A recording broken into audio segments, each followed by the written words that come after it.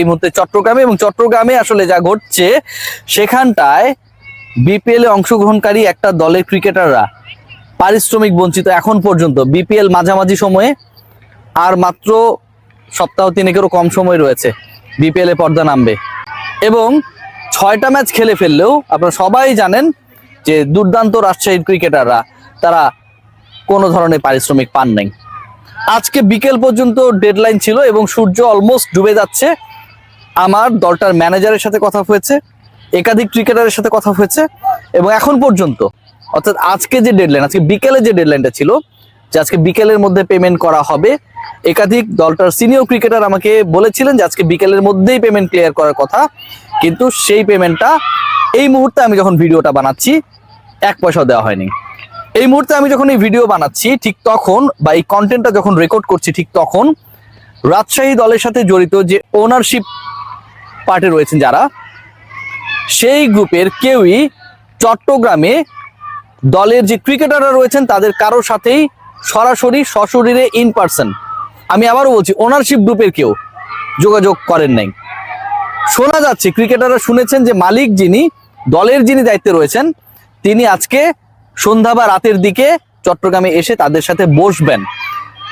টাকা পাবেন কিনা সে ব্যাপারে শতভাগ কোনো নিশ্চয়তা নেই। একদিন আগে রাতে মঞ্জুর আলম, বাংলাদেশ ক্রিকেট বোর্ডের ডিরেক্টর, তিনি on behalf of Faruque Ahmed, president of BCB, জানিয়েছেন যে সমস্যার সমাধানের চেষ্টা চলছে। আজকে অনুশীলনে নামার প্রতিশ্রুতি দিয়েছিলেন, ক্রিকেটাররা নেমেছে, কিন্তু সমস্যা তখনও কাটে নাই সেটা তিনি বলেছেন। এখন সমস্যা কাটতে হলে তো পে করতে হবে, সেই পেমেন্টটা ক্রিকেটাররা পান নাই। যেই সিচুয়েশন হতে পারে, যেই সিচুয়েশন হতে যাচ্ছে, ধরুন আজকে রাতে ওই নাটকটাকে জমিয়ে রাখা হলো, যেই আশঙ্কা, যেই শঙ্কা, যেই চিন্তা, যে টেনশনটা এই মুহূর্তে যে সদস্যরা আসলে পেমেন্টের জন্য ওয়েট করছেন রেডিসন ব্লুতে 5 তারকা হোটেল চট্টগ্রামের, তাদের মধ্যে সেটা হচ্ছে পরের দিনে তারা ম্যাচ খেলতে নামবেন কিনা। সূর্য ডুবে যাচ্ছে, রাত পোহালেই রাজশাহীর 7th match in this edition of BPL.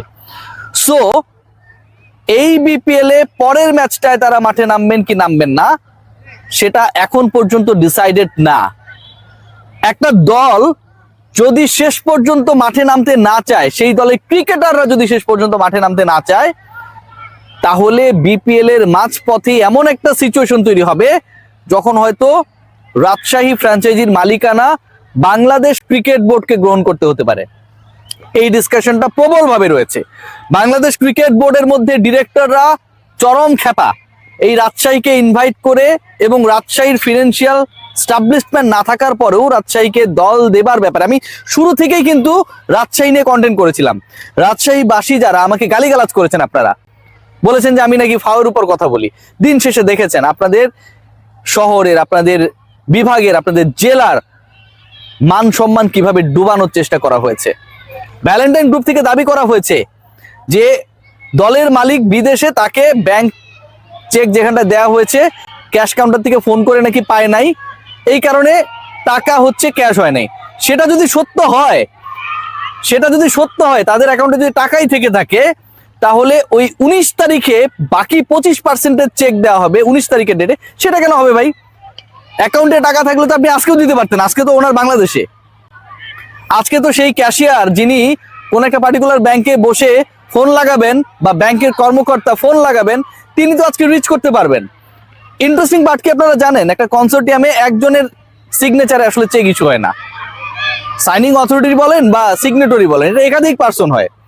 আবার যিনি চেয়ারম্যান তাকে ফোন দিবে, বসুন্ধরা গ্রুপের চেয়ারম্যান হচ্ছে শালম সাহেব, ওনাকে ফোন দিবে। মেঘনা গ্রুপের চেয়ারম্যান যিনি রয়েছেন মোস্তফা কামাল সাহেব, তারে ফোন দিবে। স্কোয়ারের যদি চেক হয়, আমি স্কোয়ারের সাথে কাজ করি ভাই, সিরিয়াসলি তাদের এজেন্সির সাথে আমার কাজ রয়েছে, অঞ্জন চৌধুরী পিন্টু এর ফোন দিবে? হাস্যকর ব্যাপার না? মালিক তো ভাই বছরে বড় একটা সময় বিদেশে থাকতে পারেন, অন্য কাজে ব্যস্ত থাকতে পারেন।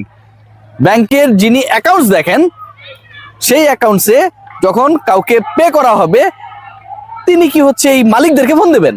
মানে এর থেকে হাস্যকর দুর্লভ যুক্তি এই পৃথিবীর ইতিহাসে আর কখনো কেউ দিয়েছে কিনা আমার কাছে মনে হয় যে ব্যাংকিং ইতিহাসে ঢাকা বিশ্ববিদ্যালয়ের ব্যাংকিং ম্যানেজমেন্ট ডিপার্টমেন্ট, তারা এটাকে একটা খোলা যুক্তি হিসেবে, আবল তাবল যুক্তি হিসেবে তাদের পাঠ্যক্রমের অন্তর্ভুক্ত করতে পারে। মানে চিন্তা করতে পারেন যে অঞ্জন চৌধুরী পিন্টুরে হচ্ছে ব্যাংকের অ্যাকাউন্ট যিনি দেখেন, অ্যাকাউন্ট সেকশনে বলবে, হ্যাঁ পিন্টু ভাই একটা চেক এসেছে রিয়াসাদের নামে, আমরা কি ছাড়বো কিনা? ফাইজলামি না? এটা কি ফাইজলামি? শাহ আলম সাহেবকে ফোন করবেন, মোস্তফা কামাল সাহেবকে ফোন করবেন, মানে যত যত গ্রুপ রয়েছেন, বেক্সিমকো গ্রুপে সালমান এফ রহমান জেলে রয়েছেন, এখন তার তো ফোন নাই ভাই, তাহলে তারে ফোন দিবে কেমনে? বেক্সিমকো গ্রুপের কি বেতন বন্ধ হয়ে আছে? ভ্যালেন্টাইন গ্রুপের ক্ষেত্রে এটা সত্য ভাই। বেক্সিমকো, স্কয়ার, মেঘনা কিংবা বসুন্ধরা, বাংলাদেশের টপ গ্রুপস গুলোর ক্ষেত্রে এটা সত্য না হলেও ভ্যালেন্টাইন গ্রুপের ক্ষেত্রে এটা সত্য।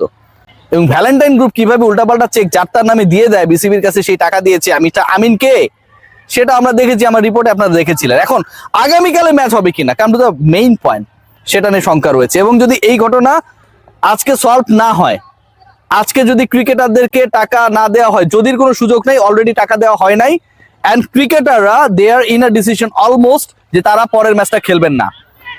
এখানটায় একজন ক্রিকেটার খেলতে এসেছেন, নিলামে ভাবচক্কর মেরে ক্রিকেটারদেরকে ডেকে নেওয়া হয়েছে, খেলা চলাকালে ভাবচক্কর মেরে বিসিবির সামনের যে সুন্দর চেয়ারগুলো রয়েছে সেখানটায় বসা হয়েছে, কিন্তু আপনারা ভাবচক্করে বিশাল লাটসাহেব হলেও পেমেন্ট দেওয়ার ক্ষেত্রে আপনারা হইননি। এটা কি হইতে পারে?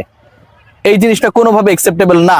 বাংলাদেশ দলে যে ক্রিকেটাররা রয়েছে এবং একই সাথে যেই ক্রিকেটার এবং ম্যানেজমেন্ট এই দলটার সাথে জড়িত, তারা এতটাই হতাশ যে টিএডি এর টাকাটাও নাকি দেওয়া হয়নি। টিএডি এর টাকা, একজন ক্রিকেটার ব্রেকফাস্টের বাইরে ধরেন দুপুরে লাঞ্চ করতে যাবে কোথাও, সেই পেমেন্টের টাকাটা পর্যন্ত দেওয়া হয় নাই। তাসকিনরা ন্যাশনাল টিমের ডিউটি পালন করে যে আয় করেছেন, কিংবা অন্য ক্রিকেটাররা বিভিন্ন লিগে খেলে যে আয় করেছেন, তাদের কার্ড চার্জ করে কিংবা ক্রেডিট কার্ড চার্জ করে শেষ পর্যন্ত বিল দিয়েছেন, দুপুরের খাবারের বিল দিয়েছেন ওই চট্টগ্রামের এম এ আজিজের পাশে রোদেলা বিকেলে।